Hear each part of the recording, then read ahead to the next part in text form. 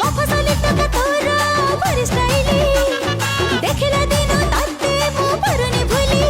आओ मन तू करनी जेबा हमर कलोनी आओ मन तू करनी जेबा हमर कलोनी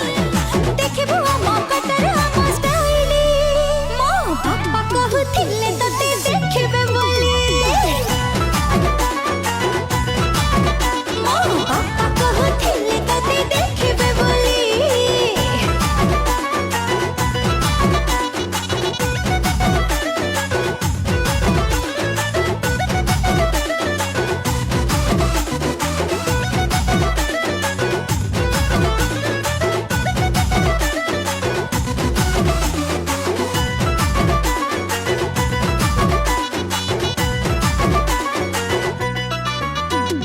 लिपस्टिक मारी स्टाइल मारू हाथ थरी जाए मोर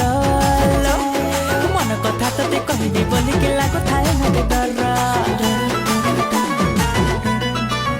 हे मस्त कटिंग मस्त फिट में सुपर स्टाइल तोरा सब झिया तोर पछरे पड़ी बेटा का तू एक नंबर तो पाउछि रे भला तो पाई म पागल तो पाउछि रे भला तो पाई म पागल मन कथा तते कहूछि आज मु खोली मो बहू कहूथिला तते